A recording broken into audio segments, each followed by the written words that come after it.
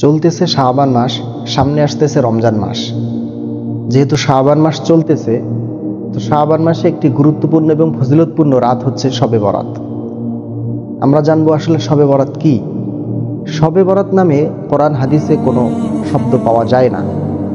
কোরআন হাদিসের মধ্যে যে শব্দটা পাওয়া যায় সেটা হচ্ছে লাইলাতু মিন নিসফি শাবান, যে শাবান মাসের মধ্য রজনী, যেটাকে আমরা সমাজের মধ্যে শবে বরাত বলে নামকরণ করেছি।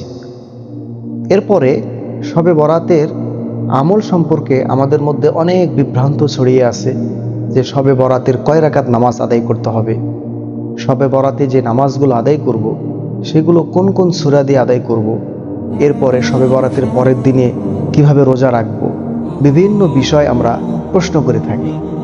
আসলে শবে বরাতকে উল্লেখ করে বা শবে বরাতের নামে হাদিস এবং কোরআনের মধ্যে কোনো নামাজ এরকম পাওয়া যায় না যে এইটা নামাজ হচ্ছে শবে বরাতের নামাজ। যেরকম ফজরের নামাজ, জহরের নামাজ, আসরের নামাজ, জানাজার নামাজ, বিভিন্ন নামাজ আছে, এইরকম শবে বরাতের যে নামাজ আছে এরকম কোনো নামাজ আসলে পাওয়া যায় না। তাহলে কি শবে বরাতের কোনো নামাজ নাই? হ্যাঁ, কুমু লাইলাহা ওয়াসুমু নাহারহা, যে রাত্রেবেলা নামাজ আদায় করো, দিনের বেলা রোজা রাখো। কিন্তু শবে বরাতের নিয়তের যে নামাজ পড়তে হবে, আমি শবে বরাতে নামাজ পড়তেছি এরকম নিয়ত করে শবে বরাতে নামাজ পড়তে হবে, এরকম কোনো কিছু পাওয়া যায় না। আবার অমুক সূরা দিয়ে ওই সূরা দিয়ে শবে বরাতের নামাজ আদায় করতে হবে, এরকম কোনো ধরনের কোনো নির্দেশনা হাদিসের মধ্যে পাওয়া যায় না, যেটা আমাদের মধ্যে প্রচলিত ভুল হিসেবে আমরা ব্যবহার করে আসতেছি, বা বিভিন্ন চটি বইয়ের মধ্যে আমরা পেয়ে থাকি যে শবে বরাতের নামাজ অমুক অমুক সূরা দিয়ে আদায় করতে হয়। এগুলো আসলে কিছুই না। শবে বরাতে আল্লাহ রাসূল সাল্লাল্লাহু আলাইহি ওয়াসাল্লাম যে হাদিসটা পাওয়া যায় যে আম্মাজান আয়েশা সিদ্দিকা রাদিয়াল্লাহু তাআলা একবার দেখতেছেন যে আল্লাহ রাসূল সাল্লাল্লাহু আলাইহি ওয়াসাল্লাম সেজদারত অবস্থায় রয়েছেন, দীর্ঘ সময় ধরে সেজদা দিয়েছেন। মা আয়েশা সিদ্দিকা রাদিয়াল্লাহু তাআলা মনে মনে ভাবলেন হয়তো আল্লাহ রাসূল সাল্লাল্লাহু আলাইহি ওয়াসাল্লাম ইন্তেকাল করছেন, কোনো নড়াচড়াও নাই, সেজদারত আছেন তো আসেনি। তো আম্মাজান আয়েশা সিদ্দিকা রাদিয়াল্লাহু তাআলা আঙ্গুলে একটু খোঁচা দিলেন যে দেখি যদি একটু নড়াচড়া করে তাহলে মনে হয় আল্লাহ রাসূল এখন বেঁচে আছেন। এই জন্য মা আয়েশা সিদ্দিকা রাদিয়াল্লাহু তাআলা আনহা আঙ্গুল দিয়ে খোঁচা দিলেন, তো আল্লাহ রাসূল সাল্লাল্লাহু আলাইহি ওয়াসাল্লাম নড়ে উঠলেন। তখন আল্লাহ রাসূল সাল্লাল্লাহু আলাইহি ওয়াসাল্লাম নামাজ যখন শেষ করলেন, শেষ করে মা আয়েশাকে বললেন, ও হুমায়রা, তুমি কি মনে করছো? তো আয়েশা সিদ্দিকা রাদিয়াল্লাহু তাআলা বললেন যে ইয়া রাসূলুল্লাহ, আমি তো মনে করছি যে আপনি হয়তো দুনিয়া থেকে চলে গেছেন, তো এত দীর্ঘ সময় ধরে আপনি সেজদারত অবস্থায় রয়েছেন এবং আপনার কোনো নড়াচড়া নাই, আমি ভয় পেয়ে গিয়েছিলাম। তো আল্লাহ রাসূল সাল্লাল্লাহু আলাইহি ওয়াসাল্লাম বললেন যে শোনো আয়েশা, আজকে কিসের রজনী তুমি কি জানো? এটা কোন মাস চলতেছে, কোন রজনী চলতেছে তুমি কি জানো? মা আয়েশা সিদ্দিকা রাদিয়াল্লাহু তাআলা বললেন আপনি ভালো জানেন। তখন আল্লাহ রাসূল সাল্লাল্লাহু আলাইহি ওয়াসাল্লাম বললেন, শোনো আয়েশা, এটা এমন একটা রাত যে রাতের মধ্যে আল্লাহ রাসূল সাল্লাল্লাহু আলাইহি ওয়াসাল্লাম বলতেছেন যে রাতের মধ্যে আল্লাহ তাআলা সমস্ত মুসলমানকে ক্ষমা ঘোষণা করেন। শুধুমাত্র 2 শ্রেণীর লোক বাদ দিয়ে বাকি সমস্ত মানুষকে আল্লাহ তাআলা সাধারণ ক্ষমা ঘোষণা করছেন এই রাতে রজনীতে।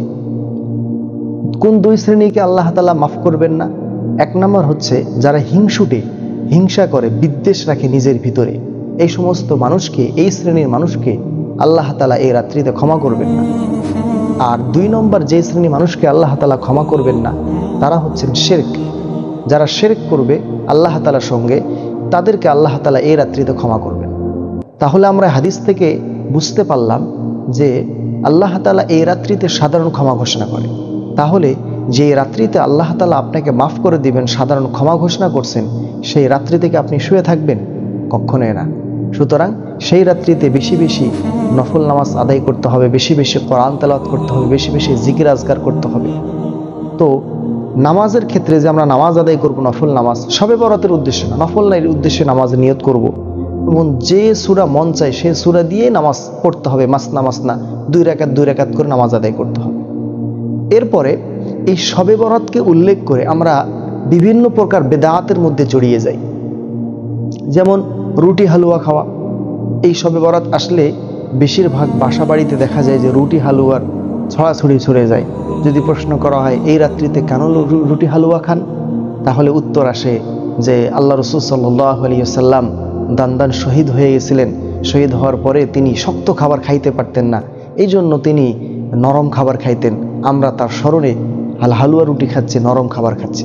এই রুটি হালুয়া খাওয়া এটা আসলে ঠিক না। 2 নম্বর যে বিষয়টা আমরা শবে বরাতকে উল্লেখ করে বেদাত করে থাকি সেটা হচ্ছে গোসল করি। আমরা অনেকের ধারণা যে শবে বরাতের রাত্রে যদি আমরা গোসল করি তাহলে গোসলের পানির সঙ্গে সঙ্গে আমাদের জীবনের, আমাদের শরীরে যত গুনাহ আছে সমস্ত গুনাহ ধুয়ে মুছে সাফ হয়ে যাবে। এই কথাটাও ভিত্তিহীন। আসলে এরকম কোনো বর্ণনা পাওয়া যায় না। আবার আরেকটা আমরা ভেবে থাকি শবে বরাতে যে আমাদের শবে বরাতে এই দিনে মসজিদের মধ্যে হুমড়ি খেয়ে পড়ে মুসল্লিরা।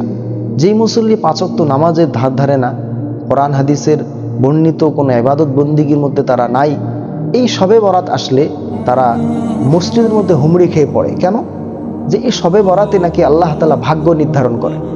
যদি একটা রাত ইবাদত কইরা সারা বছরের ভাগ্য একবার আমরা ভালো করে নিতে পারি তাহলে এর চেয়ে আর ভালো কি হতে পারে, এরকম অনেকের ধারণা। আসলে এই রাত্রে কোনো ধরনের ভাগ্য নির্ধারণ করা হয় না, এই ধারণাটা আমরা ভুল করে থাকি। এই জন্য এই সমস্ত বেদাত এবং এই সমস্ত গর্হিত কাজ থেকে আমাদের ফিরে আসা উচিত। হ্যাঁ, যে কুমু লাইলাহা ওয়া সুমু নাহারাহা, ওই রাত্রিতে যেহেতু আল্লাহ তাআলা সাধারণ ক্ষমা ঘোষণা করেন, সুতরাং আল্লাহ তাআলা ক্ষমা করবেন আর আপনি শুয়ে শুয়ে থাকবেন এমনটা হতে পারে না। আল্লাহ তাআলার ইবাদত বন্দেগীতে লিপ্ত থাকা এবং পরের দিন রোজা রাখা, বিশেষ করে শুধু ওই দিনে রোজা না রাখা। কারণ আল্লাহ রাসূল সাল্লাল্লাহু আলাইহি ওয়াসাল্লাম রমজান আসার আগে শাবান মাসে বেশিরভাগ রোজা রাখতেন। মা আয়েশা সিদ্দিকা রাদিয়াল্লাহু তাআলা বলেন যে আল্লাহ রাসূল সাল্লাল্লাহু আলাইহি ওয়াসাল্লাম শাবান মাসে এই পরিমাণ রোজা রাখতেন যে আমার মনে হতো যে তিনি আর রোজা ছাড়বেন না, রোজা লাগাতার রেখেই যাবেন। এর কারণ হচ্ছে 2টা কারণ হতে পারে। একটা কারণ হচ্ছে যে আল্লাহ রাসূল সাল্লাল্লাহু আলাইহি ওয়াসাল্লাম শাবান মাসে রোজা রাখতেন এই কারণে যে সামনে যেহেতু রমজান মাস আসতেছে, হঠাৎ করে একটা মানুষের যে ডেইলি রুটিন, একটা নিয়মের মধ্যে সে ছিল, সকালবেলা খাবার খাইতো, দুপুরবেলা খাবার খাইতো, রাত্রেবেলা খাবার খাইতো। হঠাৎ করে যখন রমজান মাস চলে আসবে, হঠাৎ করে যখন সারাদিন খাবার তার বন্ধ হয়ে যাবে, সে এই পরিবেশের সঙ্গে ম্যাচিউরড হতে পারবে না। এই জন্য প্রস্তুতিমূলক শাবান মাসে বেশি বেশি রোজা রাখতেন, যাতে করে তার একটা ট্রেনিং হয়ে যায় যে সামনে রমজান মাস সে যেন সুন্দর করে রোজাগুলো রাখতে পারে। এই জন্য আসুন আমরা শবে বরাতের নামে যে সমস্ত বেদাত কাজগুলো করতেছি, বিশেষ করে আতশবাজি ফুটানো হয়, বিভিন্ন ধরনের হই হুল্লোড় করা হয়, কবর জিয়ারত, এই রাত উদ্দেশ্য করে কবর জিয়ারত করা হয়, বিভিন্ন ধরনের বেদাত আমাদের সমাজের মধ্যে রয়েছে। এগুলো থেকে আমরা ফিরে আসি, আমরা শবে বরাত যেভাবে কোরআন হাদিসের মধ্যে আসছে ঠিক ওইভাবে আদায় করার চেষ্টা করি। আল্লাহ তাআলা আপনাকে, আমাকে, সকলকে, আমাদের জীবনকে সুন্দর এবং সুমার্জিত করুক। আমিন।